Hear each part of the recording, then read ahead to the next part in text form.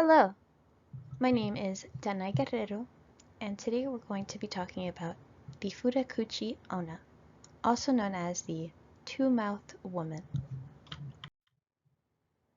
Where did the Futakuchi Onna come from? Well, the Futakuchi Onna came from the Edo period, more specifically in 1841, taking place in the Shiba and Hiroshima prefecture. She was first depicted in the book titled The Ihon Hyaku Monogatari, also known as the Picture Book of 100 Stories. Two of her stories found in this book were that of the woman who did not eat and the neglectful stepmother. The Futakuchi Onna is a part of a class of yokai that afflicts women with curses, turning them into yokai themselves. They are often connected to the Yama-uba and the Kuchisaki Onna in terms of their stories. The tale of this yokai originated with the problem of young women in Japan starving themselves of food in order to remain thin and attractive, the Futakuchi Onna being born from their great desire to fill their stomachs. What are the characteristics of the Futakuchi Onna? Well, this yokai appears as a normal woman from the front because they are normal women. They are just merely afflicted with the curse of a second mouth. The women hosting this curse typically are seen eating very little, if at all, due to the fact that this curse removes their appetite. The second mouth is directly behind their heads. That's where most of their hunger comes to life. It splits open the back of the woman's skulls and engorges themselves in food. Most depictions of the Futakuchi Onna, it tends to be women with dark hair, often wearing fancy clothing like a kimono. The second mouth has long, sharpened teeth and a very long tongue that can extend to far lengths. It also holds the power of manipulating hair, treating the strands of the woman's hair as long arms that can stretch to grab food, and that's how it eats its meals. Yokai stories. One of the most famous stories about the Futakuchi Onna is about an unwed miser who refused to marry because he did not wish to spend money on a wife and children. However, he soon heard tales of a beautiful young woman who never ate food, which intrigued the miser, who soon pursued her as his wife. After some time of being wed, the miser noticed his supply of food was slowly depleting and immediately assumed it was his wife. Although in all their years of marriage, he has never witnessed her consume a meal. So this was quite strange, but there was nobody else that had access to their storage. So with this, he decided to stay home from work and watch his wife secretly, where he found out her dark secret. As he was watching his wife from a window, he watched her skull split in half, and a large mouth with sharp fanged teeth and a long tongue protruding from the back of her head exposed itself. The mouth began to engorge itself with the man's food supply, using hair strands as hands as his wife kept a straight, unshocked face. Modern-day depictions of the Futakuchi Onna can be the ones seen on the left side of the screen. Here we can see a girl afflicted with the curse. She's eating quite a lot of food, but she's wearing normal clothing, normal modern-day clothing. Whereas the second one on the right, she's depicted in a more traditional sense, despite this being a more modern art. She's wearing the kimono, has the long dark hair, and the mouth with sharp teeth and a long tongue protruding from the back of her head. And the ones you see on the right, those are the traditional depictions of the Futakuchi Onna. Those can be found in books such as the Hyaku Monogatari and the Konjaku Monogatari. within these two images, one can easily tell that, they are quite different in terms of the very first one on the right, but it's still pretty consistent with the way the Futakuchi Onna is said to be. Here we can see, the mouth, the way it protrudes from the back of the head, a long tongue, hair strands used as arms.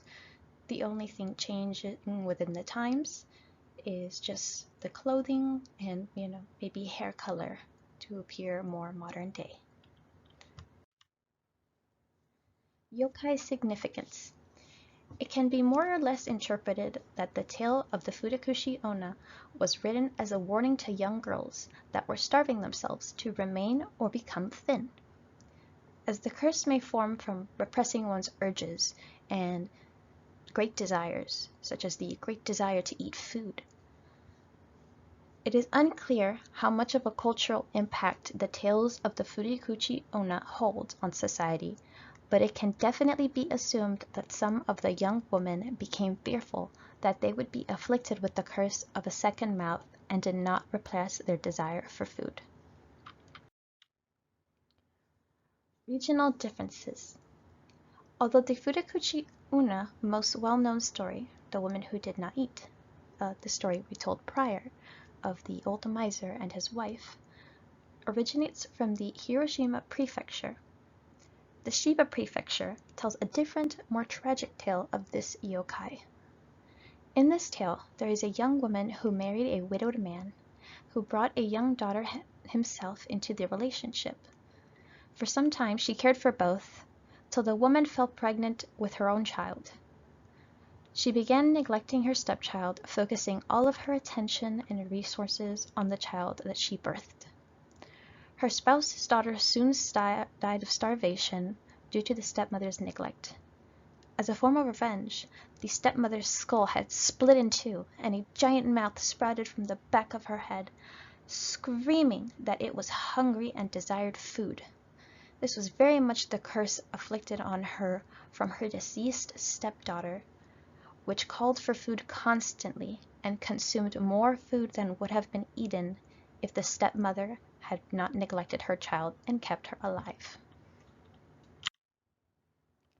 Cultural impact. The cultural impact of the Futakuchi Onna is to be that of a warning to stingy individuals like the old miser and the evil stepmother, as the greedy person may encounter a Futakuchi Onna that feeds on their food for their selfishness.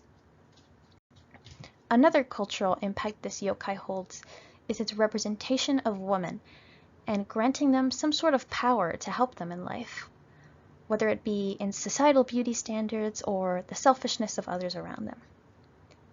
As in some cases, it is said that the Futakuchi Onna feeds for the woman, keeping her well fed without the consequences of weight gain due to its magical properties. Modern-day adaptations of the Futakuchi Onna. There are quite a few different modern depictions of the Futakuchi Onna. Some of the most notable ones are the Pokemon Mawile, who has a second mouth on the back of their head. It uses its large jaws to eat food it does not like, and has the power to articulate them at will. Philia from Skullgirls is also a representation of the Futakuchi Onna, as a parasite called Samson can appear as normal hair when in public, but reveals himself whenever she is in danger. When revealed, Samson has a long tongue and sharp teeth and has the power of hair manipulation, meaning he is able to change both the length and form the hair takes on. Not much has changed in terms of this yokai in modern media, with the exception of the women afflicted with the curse are actually quite accepting of it and tend to have a good relationship with their second mouth, developing more or less a positive symbiotic relationship. Conclusion. As you can see, the Futakushi Onna is a very interesting yokai. Although it is a curse, it is not evil by any means and does not cause harm to others.